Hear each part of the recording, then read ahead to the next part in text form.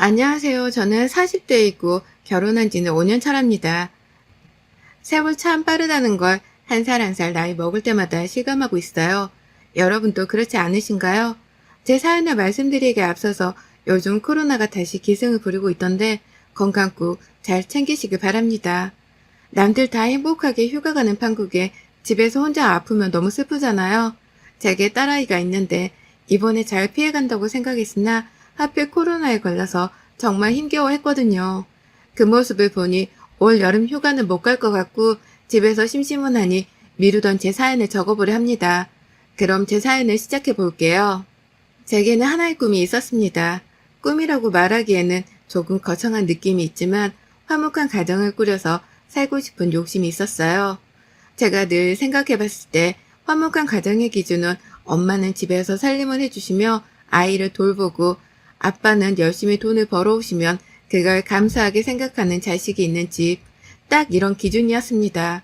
그러나 나이가 들면서 화목한 가정을 이루는 게 얼마나 어려운 건지를 알게 되었죠. 현실은 그렇게 호락호락하지 않다는 걸 알게 된 후 뭔가 결혼을 정말 할 수 있을까? 라는 생각이 들었어요. 솔직히 열심히 일을 해도 밑 빠진 독에 물 붓기 느낌으로 돈은 모이지는 않고 줄기만 했습니다. 그런 현실이 너무 아프기도 하고 허무하게 느껴지기도 했죠. 남들도 다 나처럼 사는 건지 나만 유독 힘든 건지 전 이런 생각을 유독 많이 했어요. 돈 때문에 가족들과 싸우던 집이 바로 저희 집이라서 돈과 가족이라면 치가 떨렸습니다. 부모님 두 분이 일찍 이혼하시고 엄마와 언니 저 이렇게 세 모녀가 함께 살았어요. 그러다 보니 금전적으로 늘 부족했고 여유가 없었죠. 안 그래도 여유가 없는데 언니는 늘 금전적인 사고를 치거나 본인의 힘으로 무언가를 해보려 하지도 않았습니다. 동생인 제가 다 감당을 해야 할 몫이었죠. 한 번은 그런 적도 있습니다. 몸이 너무 아파서 병원에 가야 할 것 같은데 움직일 수조차 없었죠. 고열이 났는데 아무래도 열이 심하게 나니 오한도 심하게 오고 온몸이 녹아내릴 것 같은 상태로 살겠다고 병원을 가려 했는데 지갑에 카드와 현금이 없는 겁니다. 그 지갑을 부여잡고 얼마나 울었는지 몰라요. 아픈 것도 서러운데 동생인 제 지갑에 손을 대서 카드와 현금을 싹 가져간 언니를 보고 있자니 많은 생각이 들었죠. 그런 언니를 감싸돌기만 하는 엄마도 미웠고 그저 저 하나만 이 가족 구성원에서 고생하는 것 같은 느낌이 들어서 독립해버렸어요. 제가 없어져야 눈에 보이지 않아야 알아서들 살겠구나 싶어서 독하게 마음먹고 핸드폰 번호까지 바꾼 뒤 타지로 떠났습니다. 연고도 없는 타지로 떠난다는 게 쉽지 않은 선택이었지만 제게 늘 은인 같은 분이 한 분 계셨죠. 그분 도움으로 금전적으로 급할 때마다 급한 불을 끌 수 있었는데 그분이 사는 그 지역으로 떠났습니다. 오히려 너무 좋았던 게 심적으로는 안정이 되니 제가 볼 수 있는 시야가 넓어지더라고요. 그곳에 가서 털을 잡고 은인 같은 그분의 도움으로 이것저것 배우며 저 스스로를 성장시킬 수 있었습니다. 참 많은 걸 할 줄 아셨던 분이고 손재주도 남다르셨는데 저희는 함께 네일아트샵을 오픈하기로 했어요. 새로운 곳에서 새로운 사람과 새로운 직업으로 살아가는 이 삶이 너무 좋았습니다. 제가 마음의 여유가 생겨서인지 손톱 기본 케어를 하러 오신 남자 고객과 눈이 맞았네요. 요즘은 깔끔한 걸 선호하는 남성분들도 네일샵에 오셔서 기본 케어를 많이 받으시는데 그중 한 사람이던 제 남편에게 첫눈에 반했습니다. 손이 꽤 거친 듯 느껴졌지만 거친 손에서 그간 살아온 세월이 담겨져 있었고 그 사람의 말투와 목소리에는 다정함이 묻어났죠. 은인 같은 샵 대표님이 이런 제 마음을 가장 먼저 눈치채셨고 저희 두 사람을 아주 적극적으로 밀어주셨습니다. 그 덕분에 연애를 시작하는 게 어렵지는 않았어요. 다만 너무 설레서 하루 종일 심장을 부여잡고 살았답니다. 이렇게 누군가를 사랑해본 게 언제인지 기억조차 가물가물하던 때 나타난 이 사람은 정말 제게는 행운 같은 존재였어요. 저희는 불같이 사랑했고 7개월 연애 끝에 결혼했습니다. 결혼할 때 오랜만에 친정집에 가서 엄마와 언니를 봤는데 여전히 달라진 모습이 보이지 않았고 그냥 통보식으로 결혼을 한다고 말만 했네요. 솔직히 남편에게 보여주기도 싫었지만 A란 게 있으니 인사를 시켰습니다. 그 와중에도 뭐하는 사람인지 한 푼이라도 뜯을 수 있는지를 먼저 체크를 하는 둘의 모습에 정이 그냥 뚝 떨어지더군요. 저희 집은 그렇게 대충 넘어가는 듯 인사를 했고 시댁으로 갔을 때는 분위기가 사뭇 달랐죠. 남편은 제게 늘 말했던 게 친형이 하나 있는데 본인과 너무 비교가 돼서 어릴 때부터 서로 비교 대상이었다고 했었습니다. 그래서 궁금했는데 실제로 보니 아주버님은 정말 제 남편과는 이미지부터가 다르셨죠. 아주버님은 흔히 말하는 모범생으로 어려서부터 늘 공부만 하던 사람입니다. 공부가 인생의 전부라고 생각하는 사람이었죠. 그렇다 보니 성공을 안 할래 안 할 수가 없었고 직업이 피부과 의사였어요. 심지어 본인 개인 병원을 오픈했으니 정말 성공한 삶을 살고 계셨죠. 사람이 똑똑하고 볼 일이라고 같은 형제인데 남편의 인생과는 정말 달랐습니다. 저희 남편은 평범한 회사원이었고 재산을커녕 빚이 조금 있었죠. 그러나 그런 남편을 전 사랑했기에 결혼을 선택했어요. 사실 아주버님이 특이 케이스인 거지 저와 제 남편 같은 상황이 특이 케이스는 아니잖아요. 남편과 제가 결혼한다고 하니 아주버님은 아주 묵직한 목소리로 짧고 굵게 말씀하셨습니다. 축하해요. 내가 원래 말이 별로 없고 무뚝뚝한 편이니까 오해하지 말아요. 아, 네. 그럼요. 편하게 하세요. 승준이 너 필요한 거 있으면 카톡으로 목록 보내줘. 결혼 선물로 형이 사줄게. 집 사자, 그럼 집. 그러게. 정말 집은 어떻게 구하려고? 그니까 형이 해줘. 가만히 이들의 대화를 들어보니 아주버님이 시묵을 살고 있는 시댁집도 사주셨고 심지어 저희 남편에게도 금전적인 도움을 꽤 주고 있는 듯 했습니다. 굉장히 멋진 형이구나 싶었죠. 농담 반 진담 반으로 했던 저 말에 덜컥 전셋집 하나를 구해주셨기에 정말 깜짝 놀랐어요. 저는 이걸 받아도 되는 건가 싶어서 남편에게 물었죠. 여보, 집을 이렇게 받아도 되는 거야? 아무리 형이라고 해도 그렇지. 괜찮아. 우리 형 돈 진짜 많아. 저 인간 아마 죽을 때까지 매일 돈 써도 다 못 쓰고 죽을 거야. 어? 아무리 그래도 형인데 너무 말이 심한 거 아니야? 뭐가 심해? 사실인데 엄마랑 나를 매번 도와줬어. 형은 여유가 되니까. 아, 그렇구나. 그래도 따로 인사라도 드려야겠어. 너무 큰 돈이잖아? 덜컥 집을 받았고 감사한 마음이 컸지만 또 한편으로는 이래도 되는 건가 싶었습니다. 뭔가 부담스럽기도 하고 조금 그랬죠. 어쨌든 결국 받고 결혼도 했고 감사 인사도 드렸어요.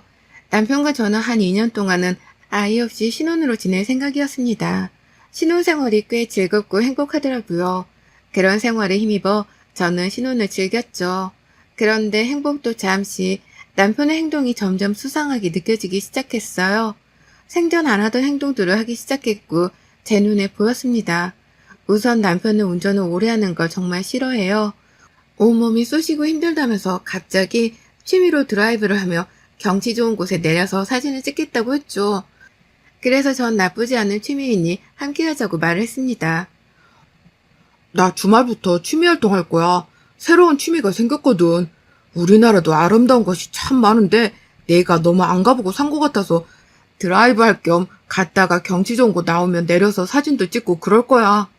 아, 그래? 근데 당신 운전 오래 하는 거 싫어하잖아. 나도 같이 가자 그럼. 운전 번갈아 하면서 하면 더 좋지 않나? 취미 활동은 혼자 해야지. 당신도 취미 활동을 찾아서 해봐. 나랑 같이 하려고 하지 말고. 운전하는 거 싫어해서 툭 하면 운전대 넘기던 사람이 갑자기 드라이브를 한다니 이상하네? 나는 왜 같이 가면 안 돼? 그냥 머리도 식히고 혼자 생각할 것들 정리도 하고 그러려고 그러지. 남편은 이런저런 핑계로 저와 함께하길 거부했습니다. 취미활동 자체도 이상한데 어디든 늘 저를 데리고 다니던 사람이 어떻게든 저를 놓고 가려는 게 보이니까 수상했어요. 분명 뭔가가 있다는 촉이 딱 왔죠. 설마 바람을 피는 건가 싶어서 네이버에 검색도 해보고 외도 증거를 어떻게 잡을 수 있는지 알아보고 했지만 딱히 잡히는 게 없었습니다. 심증만 딱 있는 상태로 이도저도 못하고 있었는데 꼬리가 잡혔죠. 하루는 남편이 입고 나간 옷이 아닌 새 옷을 입고 들어왔더라고요. 입고 나간 옷은 쇼핑백에 넣어서 왔는데 생전 옷을 인터넷 아니면 사입지도 않던 사람이 위아래 세트로 사입고 들어오니 이상했습니다. 저도 모르게 원래 입고 나갔던 옷의 냄새를 킁킁 맡았고 새 옷과도 비교를 해봤어요. 그런데 양쪽 옷에서 같은 여자 향수 냄새가 은은하게 퍼지더라고요. 정말 바람은 아니겠지 했는데 역시나 맞다는 확신이 들었고 전 드라이브를 간다며 떠나는 남편의 뒤를 밟았습니다. 미행을 하려고 렌트까지 해서 쫓아갔고 그날 하루 종일 쫓아다니며 상간녀와 남편의 뜨거운 데이트 현장을 다 목격했어요. 너무 쉽게 바로 증거들은 제 손에 들어왔고 전 바로 남편에게 사진들과 영상들을 보여주며 난리를 쳤습니다. 취미활동 같은 소리 하네. 당신은 여자 만나고 다니는 게 취미활동이니? 결혼한 지 2년도 안 된 유부남이 바람을 펴? 그럴 거면 나랑 도대체 왜 결혼해서 내 인생까지 망쳐? 뭐야? 당신 나 미행한 거야? 별걸 다 하네 정말.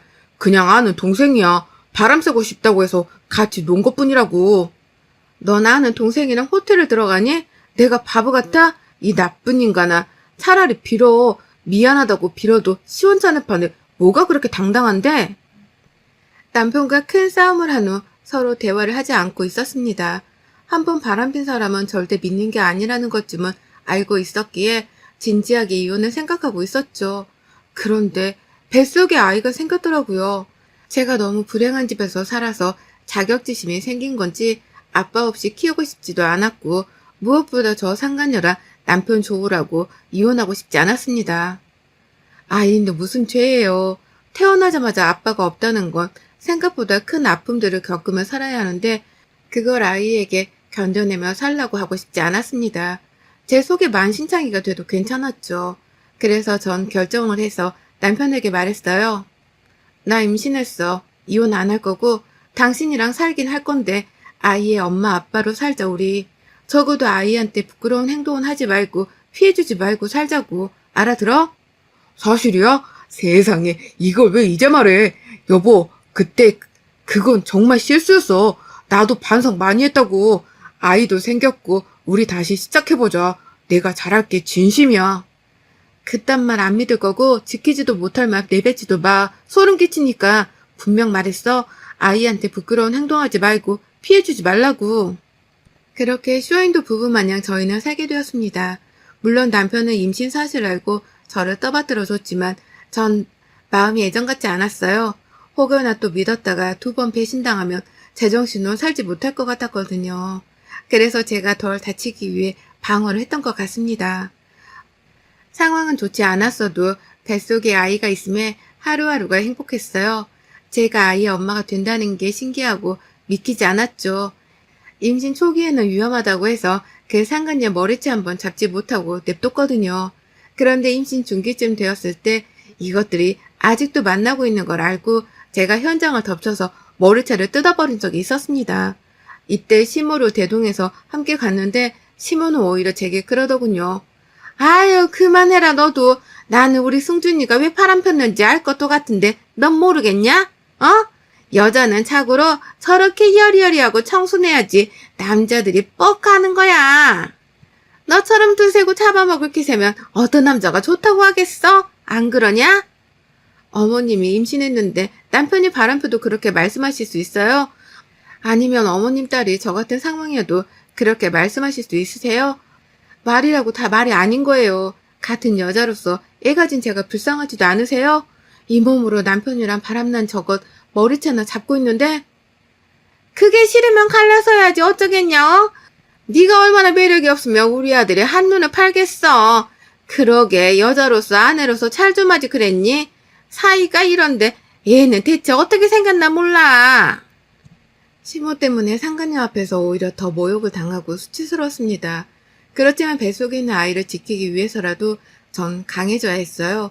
절 비웃고 있는 상간녀에게 성큼 다가가 말했습니다. 야, 내 남편 건들지 마, 뭐. 나는 이딴 소리 안 해. 건들 거면 건들고, 데리고 놀려면 놀아. 근데 네가 모르는 게 있는데 허우대만 멀쩡한 속빈 강정이야. 네가 뭘 뜯어먹으려고 해도 뜯어줄 게 없다고. 그러니까 재미 좀 봤으면 딴 놈 찾아가라. 여기서 헛발질 하지 말고.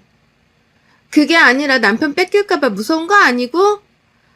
남편이 남편 같아야 뺏기면 눈물도 나지. 저놈이랑 네가 살아봐. 원하면 뭐 일주일 대화해줄까? 빌려갈래? 말만 해. 이렇게 몰래 만나다 걸리는 저급한 행동하지 말고 니들이 저급한 수준이면서 왜 나까지 저급하게 만들려고 하니? 기분 더럽게. 상간녀에게 제대로 말을 해주긴 했지만 집에 돌아와서 한참을 울었습니다. 그 후 출산하고 아이를 키우는 데에만 집중해서 살았어요. 그렇게 1년이 흐르고 2년이 흐르고 이 인간과 이렇게 산 지도 어느 5년 차가 다 되어갈 때쯤 큰 사건이 터졌습니다. 아이가 태어난 후 딸아이가 너무 예뻐서 그런지 퇴근하면 바로 집에 와서 딸아이랑 놀아주고 주말에도 함께 여행을 가는 가정적인 사람으로 변하긴 했어요. 가슴에 큰 상처가 있었지만 아이에게 최선을 다하는 모습에 조금은 안도를 했던 것 같습니다. 상처를 묻고 그렇게 살아가고 있었고 드디어 남주기 아까웠던 아주버님이 결혼한다며 만나는 분을 소개해 주기로 했죠. 꽤 기대가 되었습니다. 워낙 좋은 분이니 좋은 사람을 만날 거라는 확신이 있었고 제게 형님이 생기는 거니까 좋았어요. 남편에게 슬쩍 아는 게 없는지 물어봤는데 전혀 모르더라고요. 온 가족의 기대 속에 아주버님은 결혼할 분을 시댁으로 데리고 왔고 저는 그 여자를 보자마자 너무 놀래서 손에 들고 있던 접시를 떨궜습니다. 그 여자는 저를 지긋지긋하게 괴롭히던 남편의 상간녀였죠. 당연히 시모와 남편도 놀랬겠지 싶어서 그들을 봤는데 놀라지도 않고 태연하게 처음 보는 척 인사를 나누더라고요. 어서 와요. 오느라 힘들었죠? 뭘 좋아할지 몰라서 이것저것 차리긴 했는데. 어머, 어머님. 진수랑 성찬이가 놀러왔다. 깜짝 놀라겠어요. 진수 성찬이 따로 없네요. 유머도 대단하셔라. 앉아요, 얼른. 지금 이게 뭐 하는 거예요? 둘이 이러고 있는 걸 보니 속이 뒤집히고 어이가 없어서 제가 딱 한마디 했더니 남편이 바로 저를 끌고 방으로 들어가더군요. 이거 놔, 왜 이래? 대체 이게 뭐 하는 짓이야, 지금? 당신만 입 다물면 아무 문제 없다고. 그냥 결혼하게 냅둬. 나 어차피 저 여자랑 이제 아무 사이도 아니니까. 너 미쳤니? 너랑 바람 펴서 우리 집 파탄나게 할 뻔한 그 여자를 형수로 모시고 난 형님으로 모시고 살자고? 너 돌았어? 우선은 그렇게 살자고. 같이 사는 것도 아닌데 뭐가 문제야? 오래 안 걸려. 뭐가 안 걸리는데? 단단히 미쳤구나 당신. 아주버님께 당장 말할 거야. 이거 놔. 끝까지 제 입을 막으며 우선 조용히 있으라고 했죠. 대체 무슨 수작인지 궁금해서 가만히 있어봤습니다.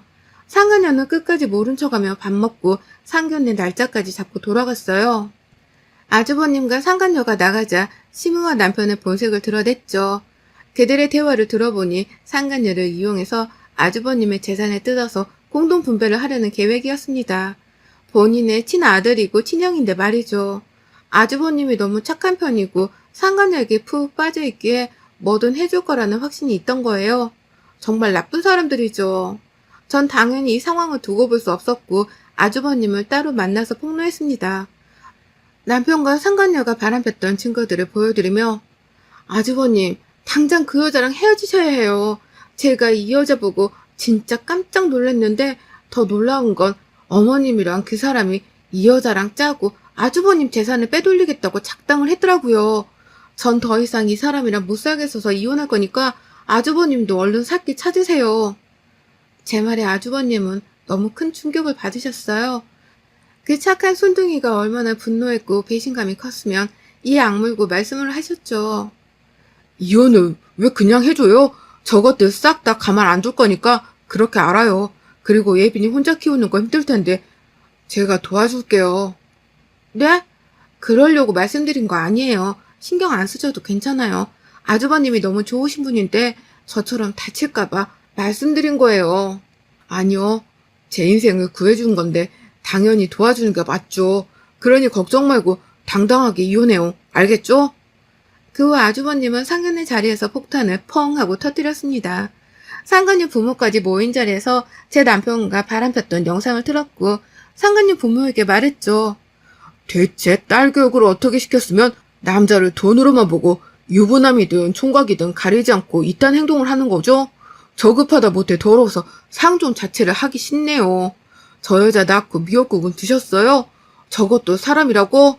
이게 당신 딸의 실체니 똑똑히 보시고 엄한 사람한테 피해 안 가게 교육 똑바로 시키세요.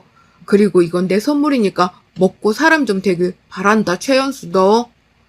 아주버님은 간마늘을 그 여자 얼굴에 던져버렸어요. 마늘 먹고 사람 좀 되라고 말이죠. 이어 충격받은 상간녀 엄마는 뒷목 잡고 아빠께서는 뺨을 아주 시원하게 내리치더군요. 넌 내 자식 아니다. 대체 언제 정신 차릴 거야? 언제까지 유부남 등쳐먹고 살 거냐고. 안 그런다고 약속했잖아. 2번 다시 연락하지 마라. 넌 내 자식 아니니까. 그렇게 상간녀는 부모에게 버림을 받았고 아빠는 무서운 건지 무릎 꿇고 싹싹 빌더군요. 그런 상간녀를 발로 확 차버리고 부모는 떠났습니다. 떠나는 길에 상간녀가 정신을 못 차리는 것 같길래 물병에 담긴 물 한 통을 부어줬어요. 아우, 마늘 냄새. 그걸 먹어야 사람 되는 거지? 무슨 팩하는 것도 아니고 바르고만 있니? 그러게 적당히 까불었어야지, 연수야. 인생은 그렇게 사는 게 아니야. 알겠어? 그 후 아주버님 지인 변호사의 도움을 받아서 이혼을 전문적으로 하게 되었습니다. 또 아주버님은 그간 남편과 시모에게 지원하던 모든 것을 뺏었어요.